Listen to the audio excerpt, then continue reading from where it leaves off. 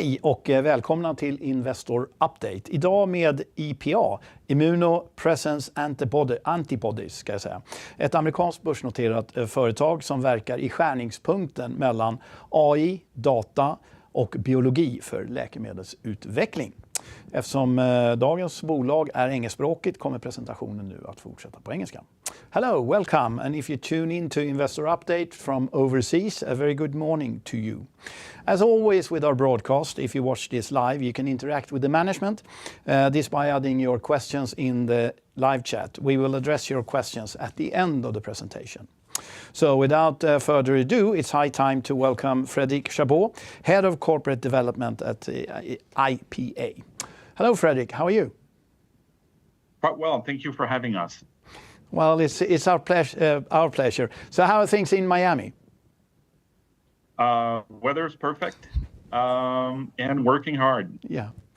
Well, Fredrik, please enlighten us of the comings and goings in the complicated world of biotherapeutics, AI, and antibody discovery and development series. And I believe you had a very busy morning as well. So without further ado, the floor is yours.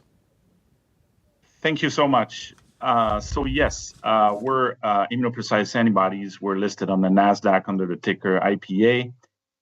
And I'm pleased to present this company to you guys and your audience. So this is the classic disclosures. We'll be making some forward-looking statements during the presentation. So who are we as a company? So the company has been operating for 30 years. We're domain experts in the field of drug discovery. So from an idea all the way to IND filing, essentially, which is when you start your clinical trials, we provide services and customized services to help pharma companies and biotechs to discover drugs in a nutshell. So over time, we've spent quite an amount of time in building a platform that spans from Victoria, British Columbia, Canada, all the way to the Netherlands and now Belgium and Europe, where we build a one-stop shop where we can provide an end-to-end suite of services to retain clients throughout all the segment of this workflow. Recently, we added AI that we're starting to integrate with our workflows. So it's quite an exciting opportunity for us. Quickly, as an investment highlights for us, 19 of the top 20 pharma are our clients now. We have north of 25 patents. We have a strong balance sheet, so 12.9 million lastly reported, which gives us quite a bit of runway as the burn is not significant, and especially compared to other biotech and AI-driven companies that spend hundreds of millions of dollars.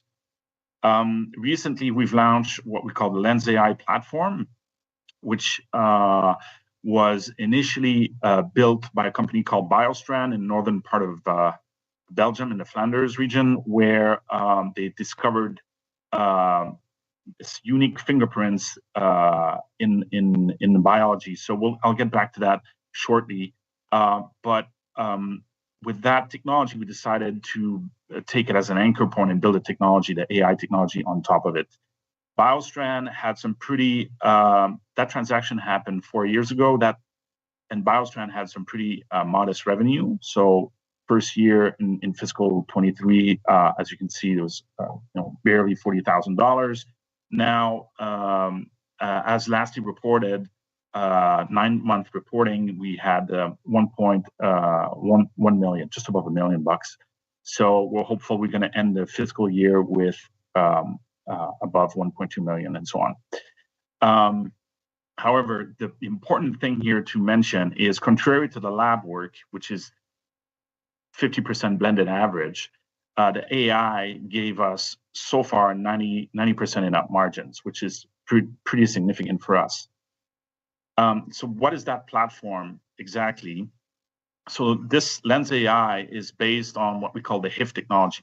Essentially, this technology was a discovery made by the founder about 15 years ago. They discovered these little fingerprints distributed across the biosphere. And they started to mine these little fingerprints until, many years after, they ended up with a finite amount of them, and then there were no more, which was kind of their eureka moment. When you have something that's capped like this, in information theory, pretty much points to a system, which is what the founders were after.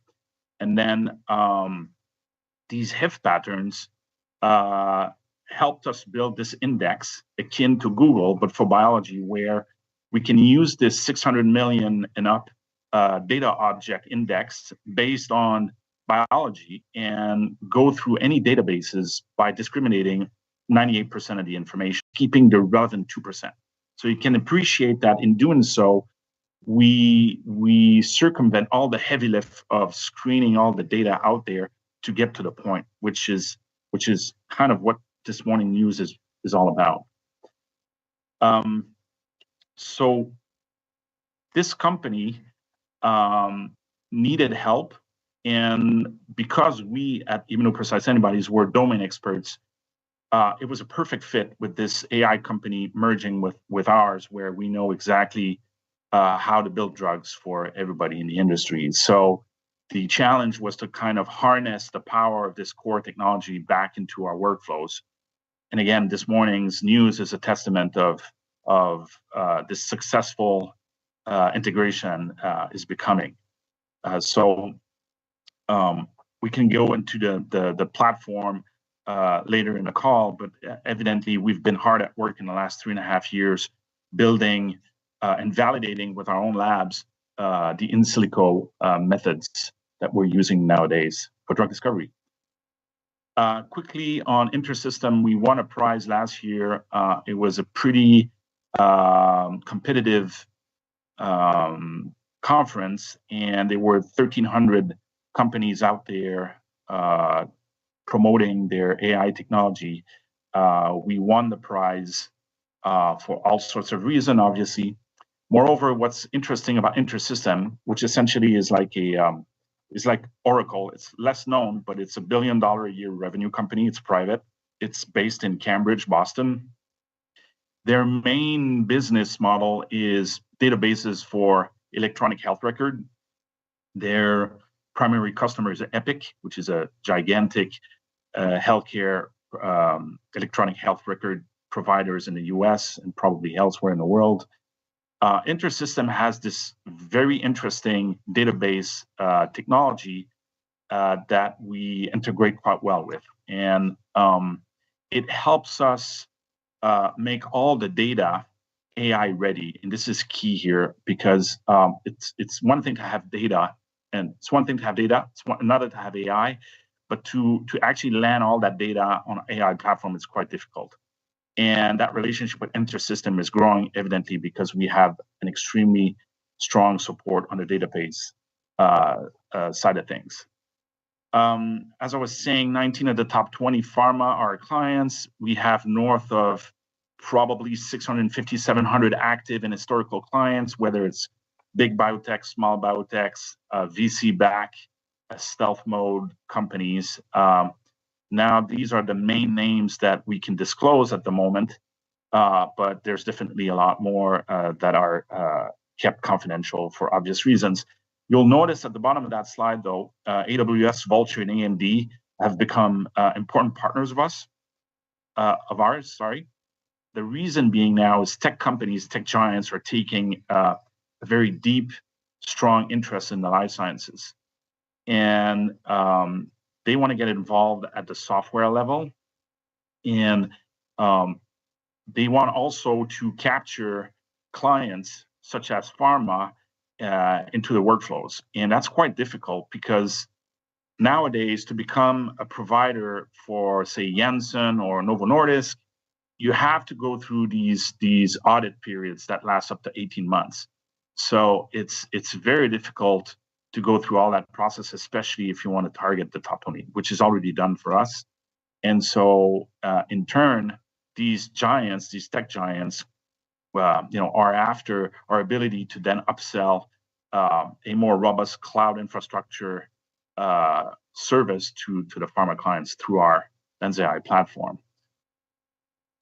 Again, like I was saying, 19 of the top 20, our revenue are 25 million. So we had a pretty nice run here because since we went public in Canada, which was in 2017, company was barely making $700,000.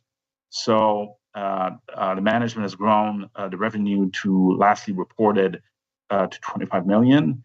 Our fiscal year actually ends in April, so we have a weird fiscal year end. So we're effectively in Q1 2026 at the moment. Now, again, I need to stress that the margins for the in silico work, so the AI work, are quite high. And so for us, of course, we'll keep growing the wet lab portion of things. But the key target market for us now is the AI market, because for evident reasons, the margins will probably take us to profitability a lot sooner than just relying on the lab growth. Also, we're starting to interact with key pharma partners of ours to start working on the AI, and so far the retention rate and the returning customers is there to prove it. So as I was saying earlier, you can see here the BioStrand, which is the company that created Lens AI. The revenues are quite nice. We want to maintain that level of growth year to year. We have different strategies I'll go into to support that pretty expensive, that pretty parabolic growth. Couple months ago, we announced the design of a GLP-1 therapy. So it is a crowded market, but there's a ton of opportunity in that market. It's a huge market, and right now the commercial drugs are targeting very specific disease like obesity and diabetes, but there's a lot of room to grow a GLP-1 program. And so we wanted to demonstrate how powerful the AI is. So within 2 weeks, we managed to create sequences to target and activate the GLP-1 receptor. So again, it shows you the power of AI, how fast we can go and generate molecules, antibodies, peptides to target specific receptors. More on that soon, because the market is expecting an update on if the AI-generated sequences are efficacious or not. So we should expect an update on that program, hopefully in the near term. There's also an interesting context that happened here.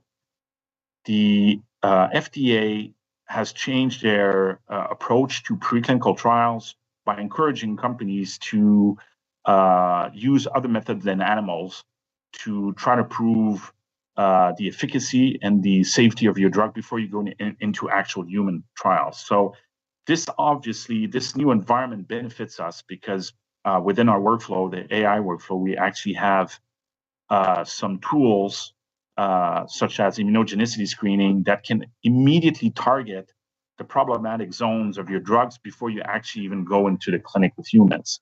So from a de-risking perspective, this is great news, because now instead of taking months, if not years, to try to validate the safety of your drug with animals, herding animals and so on, you actually just run the process into these AI tools and then de-risk as much as possible. Moreover, this dramatically affects the workflows of our partners, the pharma companies, because they can early on or earlier make some very important decision that can save them hundreds of millions of dollars downstream during a clinical trial where they didn't anticipate an adverse effect or a potential adverse effect. So we're quite proud of this immunogenicity platform, because this will definitely benefit from the FDA's new regulatory environment. Lastly, the business model, how to monetize AI. So obviously, you want to be in a position where you don't effectively cannibalize too much the wet lab portion of your activities, and you want to make the AI more complementary at different levels. And so there's a huge opportunity for us. So it's twofold. One of them is AI-driven drug discovery. So akin to that news this morning, the AI can do it for us, or it can do it for partners. Discovery work that's extremely fast, that's trying to de-risk as much as possible before you get into the real expensive segment of drug discovery, which essentially is a clinic. And so that's a significant market. But now what's opening up to us as an opportunity is the data management portion of this market, this industry. So historically, pharma companies are sitting on a massive amount of data. We're talking exabytes. Moreover, they're generating exabytes on a yearly basis now. So everybody's generating data with their own AI and so on and so forth. So we're facing a tsunami of data, and even though compute, so GPUs and CPUs are quite powerful, there's not even enough computers on Earth to actually address this massive amount of data and to process, and needless to say, to actually process it. And so for us, the HIF technology, as I was saying earlier, by discriminating 98% of the information and just keep on the relevant portion of these databases, it enables us to do a couple things. One is we can ingest any type of data. We call it any kind of modalities. So whether it's sequence information, structural information, scientific literature, unstructured data, you name it, electronic health record, patient record, and so on. The platform actually enables a seamless integration of all that data into a single framework. There's no platform, as we believe, that can actually do that on a lossless ratio, meaning more of this one for less of this one. Everything comes in the platform intact. And this is a big deal because it enables us to not only harmonize data, it enables us to have the data to talk to each other. All these different modalities talk to each other. And this is where the important thing is, because then you suddenly find these new correlations that help us with discovery, as an example, and to move new ideas forward. And so once you have that as a basis, then the idea is to go back to pharma and say, we can manage your data. There are obviously other companies out there like Informatica that can manage data, but not in a specialized way like we do. So with that in mind, it opens up a huge market. As you can see, Informatica is doing quite nicely with data management. It's an untapped market for us with this type of technology. So we can go and try to help pharma manage their past databases, which most of the time is a liability. Actually cost them to store that information, and you don't generate any assets out of it or any kind of monetization event. And what we intend to do is take the data management and take that liability and convert it back into an asset or an actionable asset where they could derive revenue. For instance, a failed program in the clinic could probably be fixed by having this different insight on where did the clinical trial went wrong. And you can integrate all that data and then find where it failed. And then pharma company can actually take that data back and maybe start a new clinical trial, or maybe say we were not targeting for the right disease, maybe it's this disease.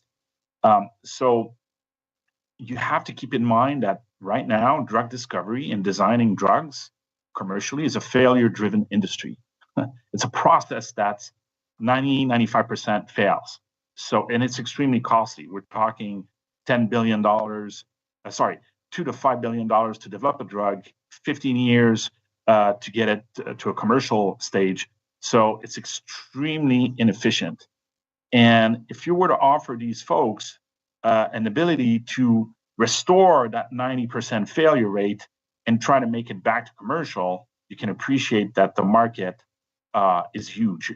So we're building this platform, this SaaS platform. At the moment, we're hopeful that later this year we can launch a beta version to our primary line of partners and clients, so we can start monetizing this platform. So we're very optimistic about the SaaS model here with the data management.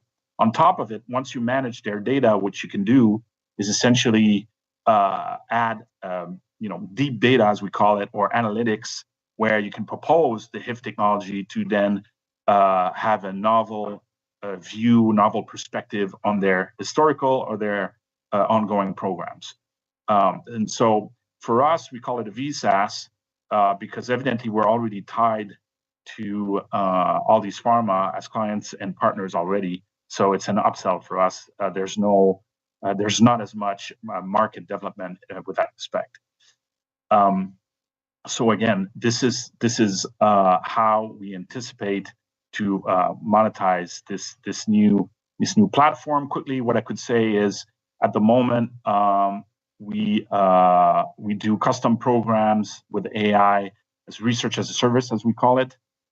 We're in the midst of finalizing our onboarding of some of our AI applications on the AWS marketplace. It's a lengthy process as well because the AWS standard is quite high. And we anticipate also later this year to start selling some of our application through APIs, which is great because it's a very dynamic market for us. So we expect some additional revenue streams for there.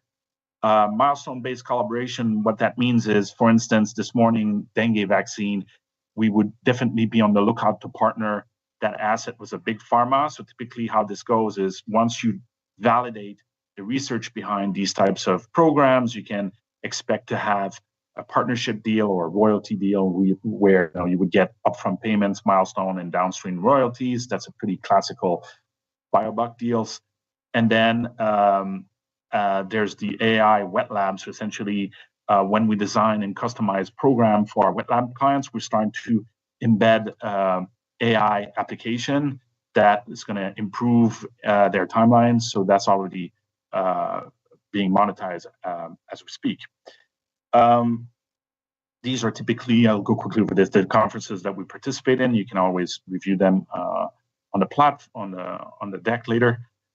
Jennifer Bath, a well-known and well-respected scientist in the community, expert in infectious disease, DNA, lipids, and so on. She has an extraordinary wide breadth of experience in all these fields. Myself, as head corp of dev, I've been with companies since 2017, so close to 8 years. And here we have the two founders of the AI company. So Dr. Ingrid Brands, MD, PhD, same for Dirk van Hifte. These two have been hard at work, bootstrap, family-owned, of this BioStrand company. So they've been hard at work in trying to ramp their efforts commercially with us. So it's a solid team here. And lastly, financial highlights. So as I said, we have 24 million reported last fiscal. We're at 17.5 this year. So we have one last quarter to print. BioStrand revenues with margins, stock price. Hopefully it's higher today. Shares out, we got 45 million outstanding. We don't have any warrants, except a couple hundred for broker warrants, so which are not at all in the money. Zero debt, total enterprise value quite cheap, and so on. So thank you so much for having me on your show, and I'm more than happy to answer some of the questions you may have. Well, thank you for that, Frederick. Fascinating, although not always crystal clear for the ones who are not really into the business here. But first, I have a viewer's question here, and it's a question of the cash position and the cash burn. So should we expect further capital raise in the next coming 12 to 18 months? At the moment, no, because we raised money earlier this year through our ATM, north of $7 million. We also converted the debenture.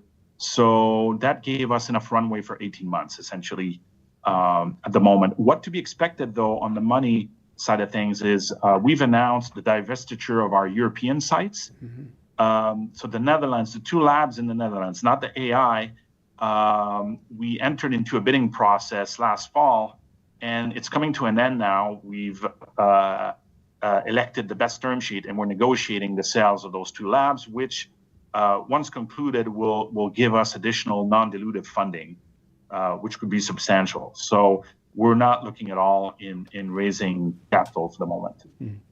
And you mentioned, let's say, the saving potential that you can offer to a pharma company. But could you just give us a feel for, let's say, the market share that would be realistic for you to aim at, and let's say when you're up and running or 12 months ahead or something like that? What kind of goals do you set to yourself? So for the AI part, again, there's two segments. So drug discovery, so that eventually will increase over time. The data management is a bit more complicated, but the data management, we would love to try to aim to capture half a percent of the market, which would translate into tens of millions of dollars over time. So we're very conservative in our assessment on how to go about targeting this very niche data management market, but it's very exciting for us to try to work on that new revenue stream. Otherwise, the lab typically grows at a 10-12% a year organic. We anticipate some good growth. We've had some pretty tough years lately in the biotech space. The last 3 years have been very tough, especially for biotechs trying to fund their own pipelines and their own programs. And that kind of slowed down some of the activities we see. However, we kind of maintain ourselves even in that very bearish environment. So. And you mentioned a percentage of the total. So my next question would be to help us position you in any sector, and I'm referring to mainly listed companies. But who would be a peer group for us, or what would a peer group be consistent of? Yeah, good question. I think there's two. There's Recursion Pharma. So on the NASDAQ, it's RX. Beautiful company, very successful. They are pushing into the small molecule space, but very, very interesting technologies there for sure. And then the other one I would say is probably ABSI, ABSI on the NASDAQ as well, probably around 400 or 500 million market cap. They're closer to us in the sense that they also work in the biologics, so antibodies, drug discovery. They have a different approach to it, but it's a pretty interesting company. They don't have a lot of revenue. I think they maybe make 2 or 3 million a year, but they recently signed some good partnerships. So these are two good comps for us at the moment on the public side of things. And when you mentioned partnership, and you had a slide with pretty well-known household names, I would say, in the pharma industry as partners. And here I will expose my ignorance, but would it be the same thing? A client to you or a customer to you would be the partner? Is that the way to look at it? Yeah, so there's two types indeed. There's one, it's a customer. So sometimes these companies come to us and we customize a program, and it's a fee-for-service model. That's why our revenues are typically higher than our competitors, is because we do sell at a premium our services to pharma and biotechs. And some of our competitors out there, they give programs for free in the hope of getting downstream revenues on programs. So it's a highly risky model, because if the molecule does not work, the program goes to zero. So we don't want to do that specifically. And then the partnership, as I said, was probably like someone knocking at the door because of the dengue virus or the GLP-1 program or some others we have that could decide to out-license the molecule. And if we look at the BioStrand picture here, that was a very steep revenue growth picture, I would say. What is driving the growth, and will it be going forward? Would it be the same components? And should we expect a continuing, let's say, rate of growth, or should you be more leveling out but on a high level? Excellent question. So right now, that growth is essentially from the customized program. So what we intend to do, as I said, is later this year, we'll start scaling our AI modules and not only scale, but automate. So this is where the kicker should come, because automation is key here. So, for instance, when we sell an API on AWS market, it's just an API call, so everything is automated. You don't need like data scientists to manage the data. So we expect these types of operation to start kicking in later this year. And then the data management, as I said, is where it's going to be key, because if we start landing clients for this service specifically, we're talking license fees on a per petabyte volume. So for instance, you would have a license for the first terabyte, and then you have increments, and all the data analytics we would be providing them is on a per sequence basis. So if a pharma wants to run, say, 1,000 sequences through one specific application, well, you then charge a specific fee per sequence, which also should dramatically improve the revenue of BioStrand. So right now, what you're saying is just a revenue from customized programs. So essentially, very hands down, all the team works with the pharma companies to kind of tailor the applications to them. And if we look then into the more, let's say, advanced, not customized contract, should I understand that to be sticky business? To me, it sounds like a commitment not only for you but for the customers. Yes. So stickiness, indeed, 95% of our clients are retained. The 5% is because they went into the clinic. So we have a high degree of stickiness, and it's built that way. So the idea of this one-stop shop platform is to retain the client throughout all the segments of the workflow until the clinical trials. That's why it's built that way. So you want to retain, and the clients, they don't want to have multiple providers. Historically, the company, like a pharma company, would rely on 20 vendors, maybe 30 vendors to cover that workflow. It's insane, because you have shipping problems, legal problems, and so on. And nowadays, they just come to us. So we retain them all the way through their clinical trials.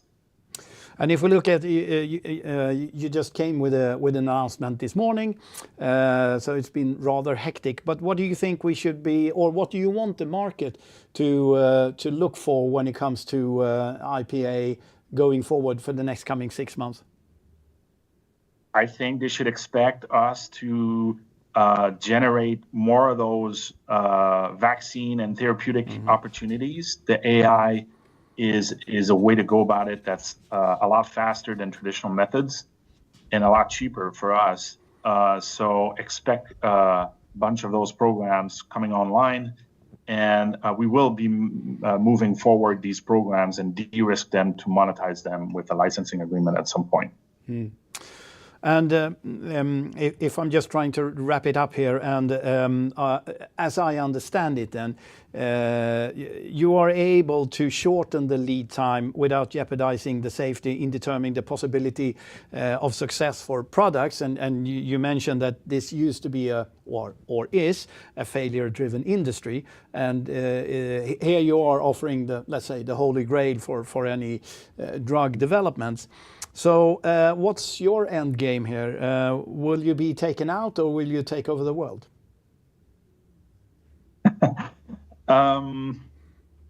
The latter. So let's try to build a robust company and create a lot more value.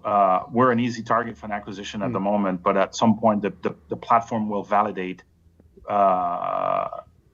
inevitably. Like, we have a lab in the loop right now. Essentially, whatever we do with the AI gets validated with our lab. So the more case studies, the more validation we put out there, the more collaboration we put out there, increases the value, the inherent value of the enterprise value of this company. So we want to create as much value as possible in the shortest of time. So the next couple of years, it's a huge opportunity for us. It's starting. So that's the end game. Now, if someone comes in and wants to buy us, well, we can't prevent them from trying and doing so, but hopefully our investors see the value like we do. Fascinating. So one should watch this space, definitely. And if anyone has any further questions, where should we point them? To your webpage? Yes, I think for the finance aspect of it, ir.ipatherapeutics.com is where all our filings and our news are. If you want to get more technical, you can go to ipatherapeutics.com or biostrand.ai, where there's a very prolific blog there that gives you a lot more information in terms of AI strategies and techniques. Frederick, very enlightening, and we wish you the best of luck. So I'll thank you, very much. Thank you. Thank you so much for having me. Och vi tackar er som har tittat och säger på återseende. Tack ska ni ha. Hej.